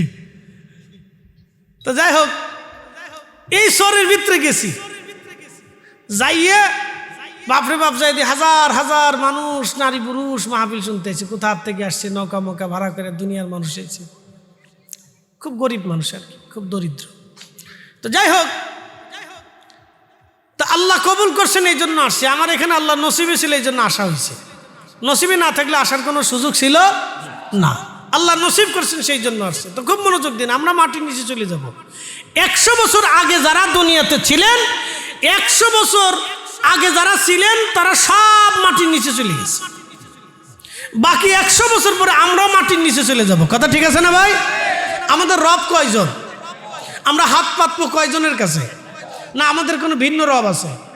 আপনি যদি ভারতে যান, তো মহারাষ্ট্রে গেলে যদি জিজ্ঞেস করেন আপনাদের বড় দেবতাকে, তোরা বলে আর এক দেবতার নাম। যদি আপনি দিল্লি আসেন, বলে আপনাদের বড় দেবতাকে, তোরা আর এক দেবতার নাম কয়। যদি আপনি ওই ক্যাঙ্গালুরে না বেঙ্গালুরে কয়, এখানে যদি যান তো বলে আপনার বড় দেবতাকে, তোর আর একজনের নাম কয়। আপনি যদি অন্ধ্রপ্রদেশে যান, যে বলেন আপনাদের বড় দেবতাকে, ওর আরেকজনের নাম কয়। আপনি যদি নেপালে যায় বলেন যে আপনাদের বড় দেবতাকে, তোর আরেকজনের নাম কয়। আপনি যদি কলকাতা বাংলাদেশে এসে বলেন আপনাদের বড় দেবতার নাম কি, ওরা দুর্গার নাম কয়। তারপর আপনি যদি ওই কি বলে ঝাড়খণ্ড দিয়ে ওই বিহার টিয়ার ওই অঞ্চলে যায় বলে আপনাদের বড় দেবতাকে, ওরা আরেকজনের নাম কয়। প্রত্যেক প্রদেশে প্রদেশে যার যার দেবতা আলাদা, তার এক একজন দেবতার কাছে চায়। তা আমরা কয়জনের কাছে চাই? একসাথে বলেন, কয়জনের কাছে চাবো? কয়জনের কাছে? তা আমরা আল্লাহর কাছে না চাই, তো অন্য কারোর কাছে চাওয়ার সুযোগ নাই। এই জন্য আল্লাহ বলছে আমার কাছেই চাও। তো এই জন্য আমরা সুন্নিরা চাইতে থাকি, আর ওরা খালি বেদাত যত জিকির করবে করতে থাক, আমরা চাইতেই থাকবো। কথা কন না, ঠিক আছে না? নি দোয়া চলবে কি চলবে না? যদি বন্ধ হয়ে যায় তাহলে আপনার কপালে শনি আছে। বলে হুজুর কারণ কি? আপনি মরে যাবেন, আপনার সন্তান হাত বাড়াবে না। আব্বার আমল নিয়ে আব্বা কবরে চলে গেছে, আমি দোয়া করলেও যা, না করলেও তা, আব্বারটা আব্বা বুঝুক। এই সওয়াল পড়ার চাইতে পুত্র বলা চাইতে কুত্তা বলা ভালো। কি ভাই কথা খারাপ করছি আমি? মন্দ কথা বলছি? অযৌক্তিক বলছি? এই সন্তান পেলে লাভ কি? যে সন্তান আপনার মরার পরে দোয়া করবে না, দোয়া মানবে না। তা আপনি একজনের সাথে বন্ধুত্ব করলেন, তারা মাঝে মধ্যে ফিরাই ট্রাই করে খাওয়ান, এই সোনারঘাটে নিয়ে খাওয়ান, হবিগঞ্জে নিয়ে খাওয়ান, বড় বড় হোটেলে নিয়ে খাওয়ান, মাঝে মধ্যে গিফট দেন, কাপড় চোপড় কিনে দেন, গড়ি কিনে দেন, বন্ধুর সাথে ঘোরাফেরা করেন, বিরাট বড় বন্ধু। তো বন্ধু দোয়া মানে না, আপনি মরে গেলেন, কবর দিয়ে বন্ধু বলে আমার বন্ধু যা আমল নিছে এটাই শেষ, বন্ধুর জন্য দোয়া খের করে কোনো লাভ নাই। আমি সাল্লাম বন্ধু আসসালামু আলাইকুম, তাহলে এই বন্ধু খাওয়ানোর সাথে কুত্তা খাওয়ানো ভালো না? তাহলে এই বন্ধু খায় লাভ হলো কি? এর সাথে বন্ধুত্ব করে লাভ হলো কি? আপনি তার সাথে বন্ধুত্ব করতে হবে যে আপনার মরার পরে দোয়া করবে। কথা কেন না, ঠিক কিনা? এই কথা সারা জীবন মনে রাখবেন, ভুলে গেলে চলবে না। কবর বড় কঠিন জায়গা, কবর বড় কঠিন জায়গা। এখানে কেউ কারো কথা মনে রাখে না, রাখে ভাই? রাখে না, সবাই ভুলে যায়, সবাই ভুলে যায়, সবাই ভুলে যায়। কত গুরুস্থানের পাশ দিয়ে হাজার হাজার মানুষ হাইটে যায়, মনে থাকে না, সালাম পর্যন্ত দেয় না। আজকে আপনাদেরকে একটা ঘটনা শোনাই দিয়ে যাই। এই ফুলা পান তোরা ভিতরে, আব্বা ভিতরে। ওরা মাহফিলও বুঝে না, মাঠও বুঝে না। বিরাট বড় মাঠ পেয়ে মনে করছে এটা হাসরের মাঠ পেয়ে গেছে, এবার যদ্দুর পারি দৌড়াই, দৌড়া দৌড়া সারা মাঠ ভরে দৌড়া, তো মাহফিলের দিকে আইসলে। হযরত আল্লামা ইমাম শামসুদ্দিন সাখাবী বিশ্ববিখ্যাত একজন মুহাদ্দিস ছিলেন। তিনি এই পৃথিবীর সর্বশ্রেষ্ঠ মুহাদ্দিসদের একজন, তিনি আল্লামা শামসুদ্দিন সাখাবী রহমাতুল্লাহ আলাইহি। শামসুদ্দিন সাখাবী রহমাতুল্লাহ আলাইহি একটা কিতাব লেখছেন, আল কাউলুল বদী, আমার ঘরে আছে। এই কিতাবখানার মধ্যে তিনি একটা ঘটনা লিখেছেন। হযরত হাসান বসরি রহমাতুল্লাহ আলাইহির জমানায় একজন মহিলা, তার একটা কন্যা সন্তান ছিল, মারা গেছে। সে মেয়েটাকে খুব আদর করত, ভালোবাসত। অনেকে দেখবেন আদরের ছেলে মেয়ে আছে, সন্তানদেরকে বিরাট আদর করে। তবে বাবা মার উচিত সব সন্তানদেরকে একই সমান চোখে দেখা। অনেক বাবা আছে মেয়েদেরকে আদর কম করে, ছেলেরা বেশি আদর করে। না না না, মেয়েদেরকে যেমন আদর করবেন ছেলেদেরকেও তেমন আদর করবেন। সমানভাবে আদর করতে হবে, সমানভাবে দিতে হবে, বৈষম্য রাখা যাবে না। এক্ষেত্রে যদি বৈষম্য রাখেন তাহলে বিপদ আছে। কারো দুই বউ আছে, বড়টারে চোখে কম দেখে, ছোটটা বেশি সুন্দর, এটি নিয়ে খালি ঘুরে ফিরে বেড়ায়। আল্লাহ রসুল বলছেন, ও উম্মত, যার দুই স্ত্রী আছে কিন্তু বৈষম্য রাখে, সমানভাবে দেখে না, কিয়ামতের ময়দানে তার চেহারায় কোনো গোশত থাকবে না। আপনি ঠিক বললেও ঠিক, না ঠিক বললেও ঠিক, আল্লাহ রসুল যেটা কইছে এটাই ঠিক। কি কথা কন না কেন? সাদাকাল্লাহুল মাওলানাল আযীম। এই কোরআনে আল্লাহ যা বলছে তা ঠিক। ও সাদাকা রাসূলুহুন নবিয়ুল হাবিবুল কারীম, আমার নবী বলছে তা ঠিক, আল্লাহটাও সত্য, নবীরটাও সত্য। কি কথা কন না কেন? এই জন্য আমাদের দেশে যারা আছে, ওই যে একদল আছে দেখবেন, তার নাম হলো আহলে কোরআন। তারা বলে আমরা কোরআন মানি, হাদিস মানি না। আমরা বলি তোমরা যারা কোরআন মানো, হাদিস মানো না, তোমরা মুসলমানই না। কি কথা খারাপ? সুস্পষ্ট কথা। যারা কোরআন মানে, হাদিস মানে না, তারা মুসলমান হতে পারে? হাদিস কার কথা? আমার রসুলের কথা না? তো রসুলের কথা যারা মানে না, তারা কি মুসলমান? তারা কাফির। কি কথা বলেন না কেন, ঠিক কিনা? এদের সাথে আত্মীয়তা করা যাবে না।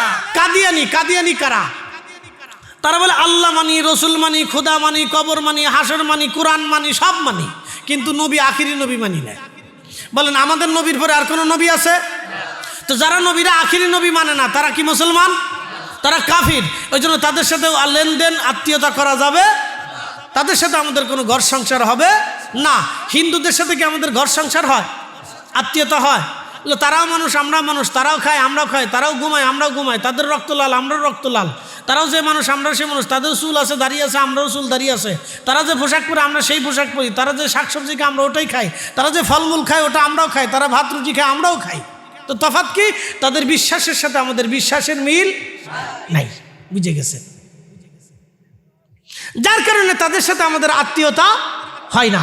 এমনি লেনদেন হয়, ব্যবসা বাণিজ্য হয়, রাজনীতি হয়, কিন্তু আত্মীয়তা হয় না। তারাও আমাদের সাথে আত্মীয়তা করে না, আমরাও তাদের সাথে আত্মীয়তা করি না। কাদিয়ানীদের সাথে আমাদের আত্মীয়তা হবে না, আহলে কোরআনদের সাথে আমাদের আত্মীয়তা হবে না।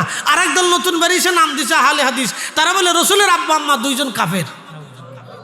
কি বুঝলেন আপনারা? এই জন্য আমরা সুন্নিরা বারবার বারবার নজদি নজদি নজদি নজদি জিকির করি। কারণটা কি? আপনারা মনে করেন যে আমরা হিংসা করি? হিংসা করি না, আমরা মুসলমানের ঈমান বাঁচাইতে হবে। কথা কন না কেন?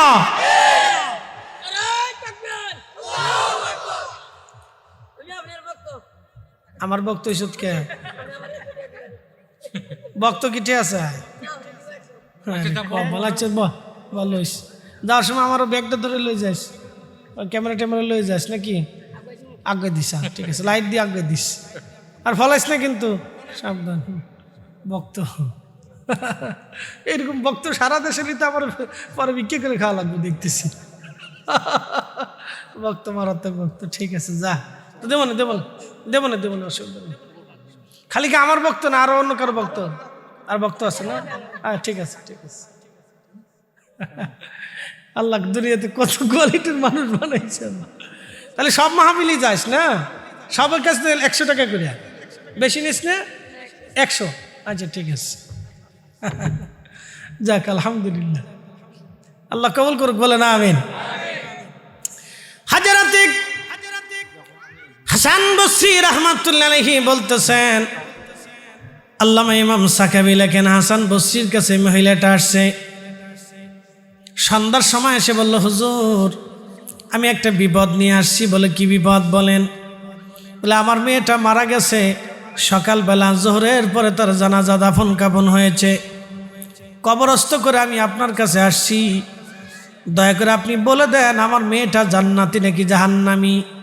আমি জানতে চাই মেয়েটা জান্নাতি নাকি জাহান্নামী, দয়া করে বলে দেন। হাসান বসরি বলতেছে, মারে তোমার মেয়েটা জান্নাতি জাহান্নামী আমি কি করে বলবো রে মা?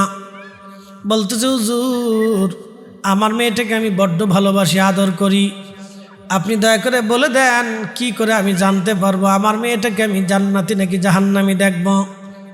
হাসান বসরি বললেন, মা তাহলে তুমি বাড়ি চলে যাও, বাড়ি যাওয়ার পরে তুমি এশার নামাজ পড়বা, এশার নামাজ পড়ে 4 রাকাত অতিরিক্ত নফল নামাজ পড়বা, সূরা ফাতিহার সাথে প্রত্যেক রাকাতে সূরা তাকাসুর পড়বা।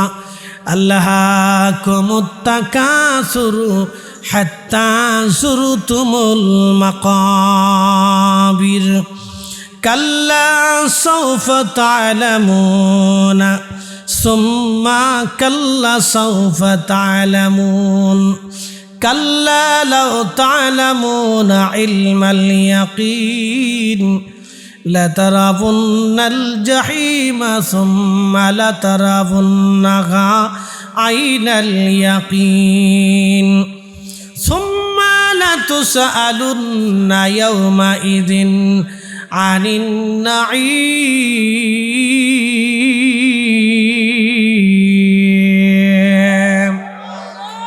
এই সূরার অর্থ আলহাকুমুত তাকাসুর, মানুষ সম্পদের পিছনে দৌড়ায়, ঠিক আছে না? সম্পদের পিছনে দৌড়ায়, সম্পদ রুজি করার জন্য চেষ্টা করে, সম্পদকে তারা আপন মনে করে নেয়, সম্পদকে প্রাধান্য দেয়, কিন্তু কতদিন? আল্লাহ বলেন, হাত্তা যুরতুমুল মাকাবির, কবর পর্যন্ত সময়, এরপরে আর সুযোগ নাই। জিন্দেগি তোর যাইরে ফাঁকি দিয়া রে সোনার জিন্দেগি তোর যাই ফাঁকি দিয়া। ও আদম রে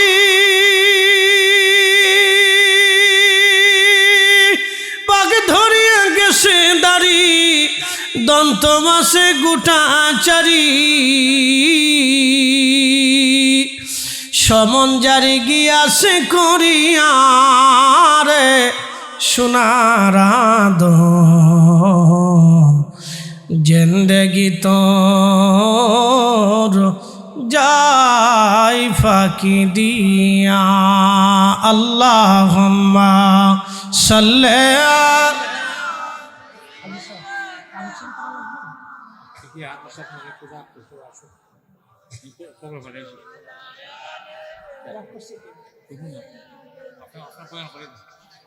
মাওলানা, তুমি আল্লাহর প্যারা হাবিব, তোমার তুলনা নাই কেউ আর, তোমার মতো আকাশ ভ্রমণ করেনি কোন পয়গম্বর। আল্লাহুম্মা সাল্লি আলা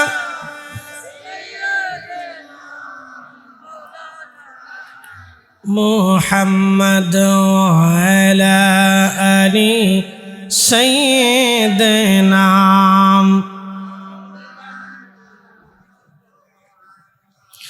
রব্বুল আলামিন কুরআনুল কারীমের ভিতর আল্লাহ বললেন কাল্লা সাউফা তা'লামুন, অচিরেই মানুষ জানতে পারবে।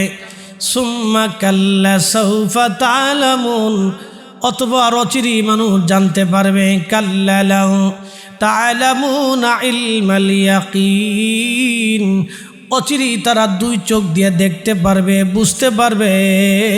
অচিরেই তারা জাহান্নাম দেখবে, তারা শাস্তি দেখবে, আমি আল্লাহর জগৎ তারা দেখবে। অর্থাৎ তাদের মৃত্যুর সময় যে কোনো সময় ঘনিয়ে যাবে। এই সূরা তাকাসুর পড়ে, এ মহিলা তুমি রাত্রিবেলা এশার নামাজের পরে 4 রাকাত নামাজ পড়ে, 4 রাকাত নামাজ তুমি পড়বা। 4 রাকাত নামাজ পড়ে এই 4 রাকাতে সূরা ফাতিহার সাথে সূরা তাকাসুর পড়বা। তাকাসুর পড়িয়া তারপরে তুমি দুরূদ শরীফ পড়বা। তাসবিহ খানা হাতে নিয়ে দুরূদ শরীফ পড়বা। দুরূদ শরীফ পড়ে পড়ে পড়ে পড়ে আল্লাহর দরবারে দোয়া করবা।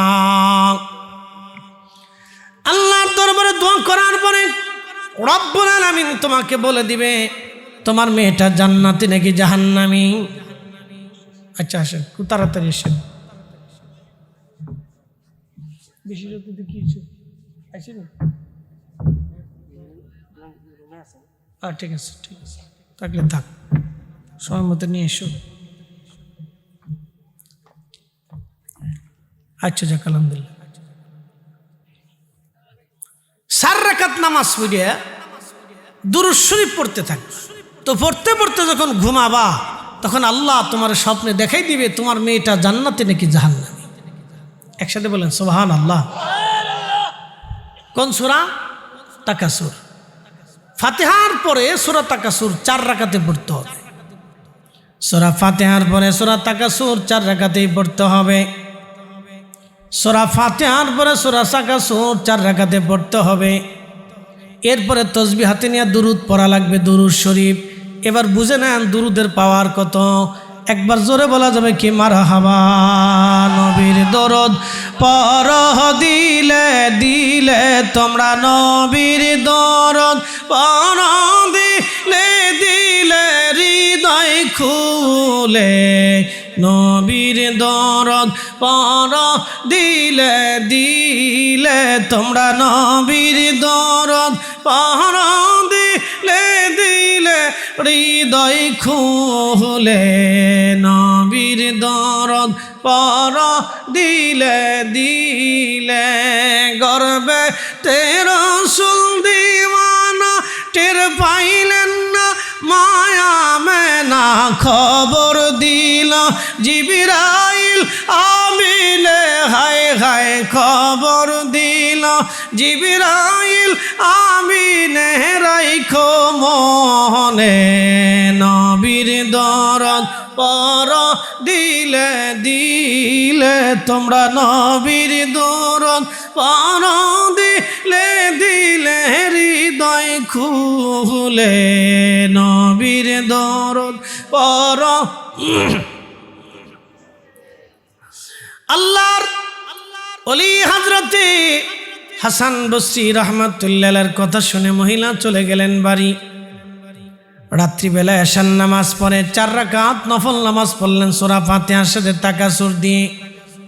4 রাকাত নফল নামাজ পড়ে আল্লাহরে বান্দা দুরূদ শরীফ পড়তে পড়তে আল্লাহর বান্দি ঘুমিয়ে পড়লেন। স্বপ্নের ভিতরে দেখতেছে আমার রব, আমার আল্লাহ ওই মেয়েটাকে জাহান্নামের ভিতরে দেখায়।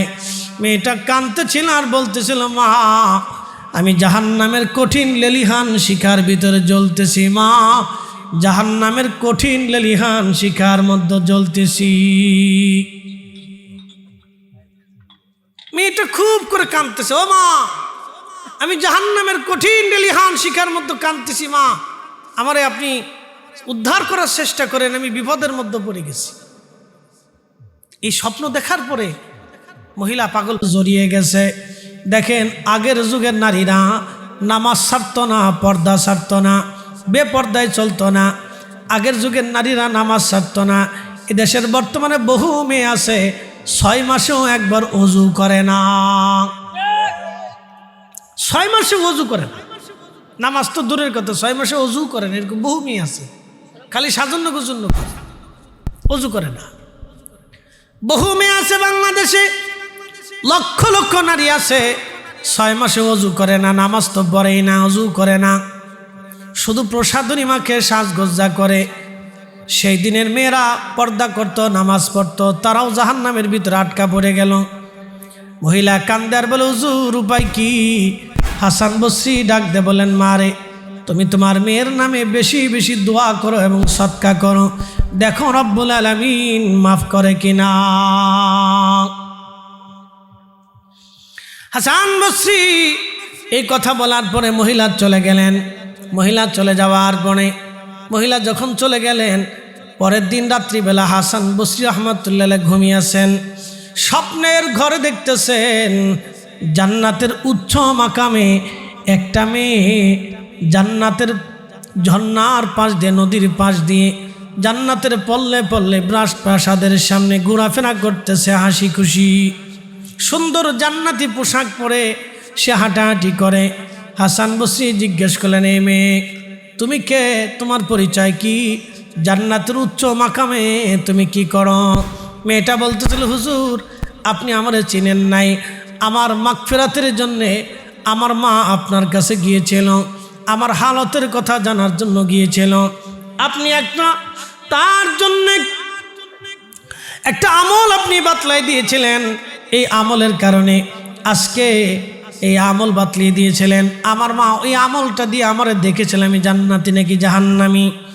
হাসান বসরি বললেন, মারে তোমার মা তো দেখছে তুমি জাহান্নামি, কিন্তু মারে তুমি জান্নাত কেমনে পাইলা? আল্লাহ তোমারে কেন মাফ করলো বলো? তখন মেয়েটা বলল, হুজুর আমার অপরাধের জন্য আমি জাহান্নামে চলে গিয়েছিলাম, কিন্তু আমার রব আমার আল্লাহ আমারে মাফ করে দিয়েছেন। বলে কেন মাফ করলো মা বলো? বলে হুজুর আমার যে গোরস্থানের মধ্যে মা দাফন করেছিল, এই গোরস্থানে শুধু আমি না আরো 70,000 কবর আছে। কত হাজার কবর? তাহলে চিন্তা করেন কত বছর আগের কবর, 70,000 কবর আছে। হুজুর 70,000 মুসলমানের কবরের ভিতরে, ওগো আল্লাহর ওলি শুনে নেন ভালো করে, এই গোরস্থানের পাশ দিয়ে একজন আল্লাহর ওলি যাইতেছিলেন। তিনি গোরস্থানের পাশে দাঁড়াইলেন, তার খুব মায়া লাগলো। সে আল্লাহর নবীর উপরে দুরূদ শরীফ পড়ে, আল্লাহর হাবিবের উপরে দুরূদ শরীফ পড়ে পড়ে পড়ে পড়ে আমাদের কবরের গোরস্থানের পাশে দাঁড়িয়ে হাত তুলে দোয়া করে গেছে। এই দুরূদের কারণে আল্লাহ রাব্বুল আলামিন আমাদের 70,000 গোরস্থানবাসীর জীবনের গুনাহ আল্লাহ মাফ করে দিছে। আরো জোরে বলেন আল্লাহু আকবার। কত হাজার মাফ করলো? কিসের কারণে? নবীর দুরূদ জিয়ারতের কারণে। কথা ঠিক আছে না ভাই? তাহলে এখন এই জিয়ারত দোয়া এগুলো চলবে না বন্ধ হবে? যারা বন্ধ করতে চায় বুঝবেন সব শয়তানের এজেন্ডা বাস্তবায়ন করার মাঠে নামছে। কথা ঠিক কিনা? সমস্ত শয়তানের এজেন্ডা বাস্তবায়ন করার জন্য মাঠে নামছে। আল্লাহ তাদের থেকে আমাদেরকে হেফাজত করুক, বলে না আমিন। দেখেন দুরূদ দুরূদ, এই জন্য দুরূদের বরকত খুব বিশুদ্ধ বরকত, কঠিন বরকত। আপনারা মধু খান না? মধু খান, মধু মিষ্টি, কিন্তু মধু শুধু মধু না। এই কোরআন আল্লাহ বলছেন আর শিফাউন লিন্নাস, আল্লাহর জবান আল্লাহ বলছেন এটা মানুষের জন্য শেফা। একসাথে বলবেন আল্লাহু আকবার। এখন বলেন মধু বানায় কে? তাও রাখো, এটা শেষ। মধু বানায় কে? মৌমাছি। মধু তৈরি করে কারা? মৌমাছি না? মৌমাছিরে মধু বানানোর হেকমত দিছে কে? পৃথিবীর সব জ্ঞান বিজ্ঞান মেধা ডক্টর সব এক জায়গা হইলে কি মৌমাছির মতো মধু বানাইতে পারবে? হ্যাঁ, তাহলে বিজ্ঞানও মৌমাছির কাছে ফেল। কি কথা কন না কেন? বিজ্ঞানও মৌমাছির কাছে কি ফেল, এটা বুঝতে হবে।